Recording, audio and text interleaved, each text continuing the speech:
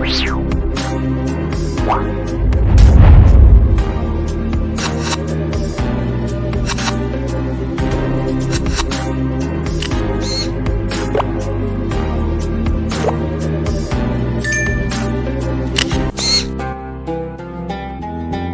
Sobat Misteri, jumpa lagi bersama saya Andi Jogja dalam tayangan Jejak Misteri Sejarah dan Budaya. Pada tayangan Jejak Misteri Sejarah dan Budaya kali ini, saya ingin mengajak Sobat Misteri untuk membahas jejak misteri sejarah dan budaya tentang Masjid Patok Nagari At-Taqwa, Wonokromo, Yogyakarta. Tapi sebelumnya jangan lupa tekan like, subscribe, serta tombol loncengnya agar Sobat Misteri bisa mendapatkan konten-konten jejak misteri, sejarah, dan budaya yang menarik serta terbaru pastinya.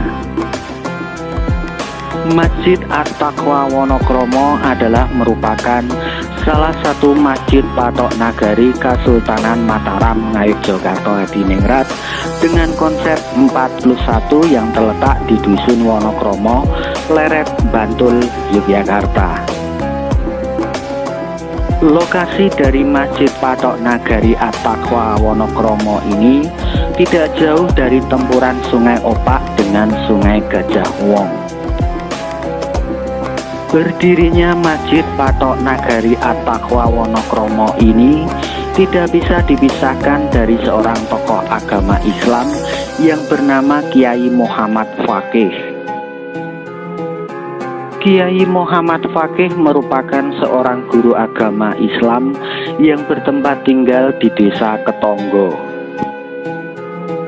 Kiai Muhammad Faqih juga dikenal senang membuat anyaman welit atau rumbia yang terbuat dari daun ilalang, bukan dari daun tebu, dan karena hal tersebut Kiai Muhammad Faqih pun biasa dikenal oleh masyarakat dengan sebutan Kiai Welit. Dahulu pada saat Sri Sultan Hamengkubuwono I hendak menemui Kiai Muhammad Faqih untuk ngangsu kawruh atau belajar ilmu tentang agama kepada beliau, awalnya Kiai Muhammad Faqih merasa keberatan karena pada prinsipnya beliau hanya akan memberikan ilmunya kepada murid-muridnya saja. Kemudian Sri Sultan Hamengkubuwono I pun menyamar sebagai utusan dari Sultan untuk menemui Kiai Muhammad Faqih. Penyamaran Sri Sultan Hamengkubuwono I pun tidak diketahui oleh Kiai Muhammad Faqih, dan permintaan dari Sri Sultan Hamengkubuwono I untuk menjadi murid dari Kiai Muhammad Faqih pun dikabulkan karena niatan dari Sri Sultan Hamengkubuwono yang pertama dianggap memang sungguh-sungguh. Ketika sedang menuntut ilmu di tempat Kiai Muhammad Faqih, Sri Sultan Hamengkubuwono yang pertama dalam penyamarannya meminta saran dan nasihat dari Kiai Muhammad Faqih mengenai tatanan pemerintahan atau kerajaan yang baik menurut agama Islam. Kemudian Kiai Muhammad Faqih menjelaskan bahwa Sri Sultan Hamengkubuwono I pun harus melantik sebuah patok atau orang-orang yang dapat mengajar dan menuntun akhlak para rakyatnya, serta patok-patok ini di kemudian hari dianugerahi sebuah tanah perdikan untuk dibangun sebuah masjid. Selain itu, Kiai Muhammad Faqih juga memberikan saran agar Sri Sultan Hamengkubuwono I juga melantik kentol atau kepala desa yang karena tugasnya kemudian diberikan sebuah tanah pelunggu. Sri Sultan Hamengkubuwono I yang melakukan penyamaran pun selanjutnya meminta izin kepada Kiai Muhammad Faqih untuk kembali ke Kesultanan Mataram Ngayogyakarta Hadiningrat untuk menyampaikan saran serta nasihat dari Kiai Muhammad Faqih.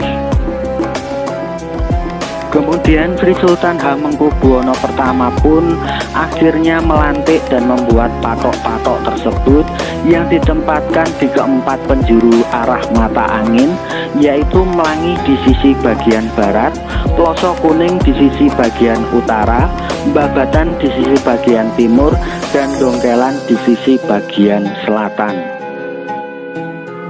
Sebagai ungkapan rasa syukur, kemudian Sri Sultan Hamengkubuwono I pun mengutus para pengawalnya untuk menjemput Kiai Muhammad Fakih yang berada di desa Ketonggo dan Kiai Derpoyudo yang merupakan mertua dari Sri Sultan Hamengkubuwono I di Laweyan, Surakarta untuk melaksanakan sholat Jumat di Masjid Gede Kasultanan Mataram Ngayogyakarta Hadiningrat. Setelah melaksanakan sholat Jumat, kemudian Sri Sultan Hamengkubuwono I pun melakukan pertemuan dengan Kiai Muhammad Fakih dan Kiai Derpoyudo untuk membahas tentang tatanan kerajaan Kasultanan Mataram Ngayogyakarta Hadiningrat. Pada saat pertemuan itulah Sri Sultan Hamengkubuwono I mengaku bahwa beliau pernah menyamar sebagai utusan Kasultanan Mataram Ngayogyakarta Hadiningrat agar bisa menjadi murid dari Kiai Muhammad Fakih. Selain itu, Kiai Derpoyudo pun juga memberitahu kepada Sri Sultan Hamengkubuwono I bahwa Kiai Muhammad Fakih merupakan putra menantu beliau dari putri sulungnya. Dengan kata lain, Kiai Muhammad Fakih adalah merupakan kakak ipar dari Sri Sultan Hamengkubuwono I karena Sri Sultan Hamengkubuwono I merupakan putra mantu Kiai Derpoyudo dari putrinya yang nomor 2. Sejak saat itu Sri Sultan Hamengkubuwono I pun begitu welas asih kepada Kiai Muhammad Fakih karena selain sebagai kakak iparnya, Kiai Muhammad Fakih juga merupakan sebagai guru beliau. Dan karena hal tersebut pula yang menyebabkan Kiai Muhammad Fakih kemudian dipanggil Ngabiyantoro atau menghadap ke keraton. Pada tahun 1701 Masehi, Kiai Muhammad Fakih pun dilantik menjadi kepala patok dengan condro sengkolo yang berbunyi nyata luhur Pandito Ratu dan dianugerahi tanah perdikan di sebelah selatan Dusun Ketonggo yang berupa hutan.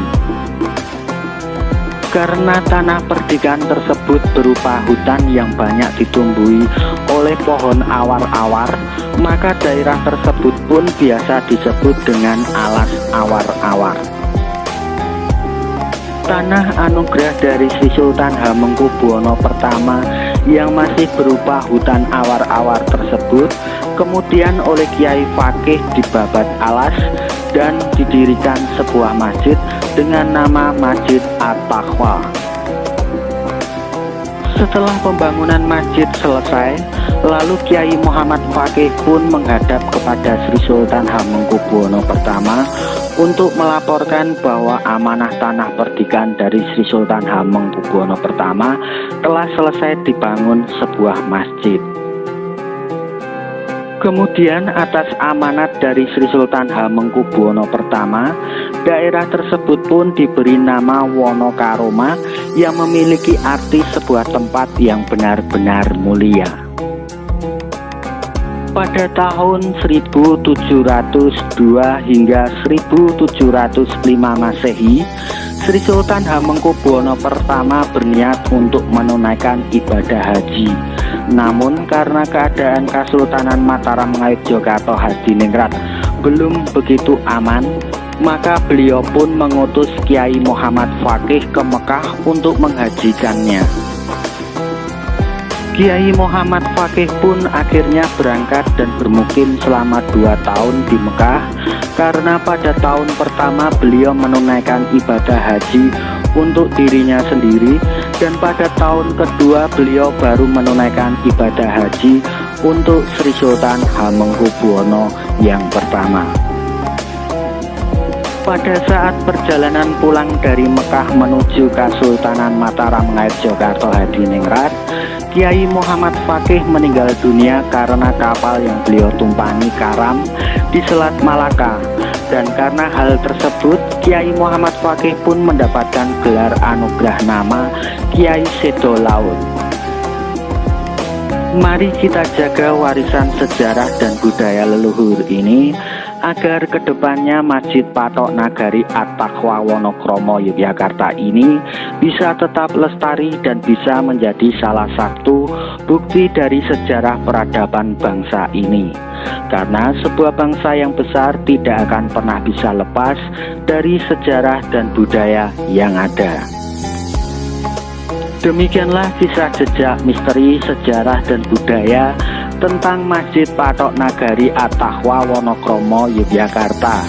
Jangan lupa jika Sobat Misteri suka dengan tayangan seperti ini, bisa like, subscribe, share, dan tekan tombol loncengnya agar tayangan jejak misteri sejarah dan budaya ini bisa berkembang. Percaya menapa mboten, sumangga terserah panjenengan.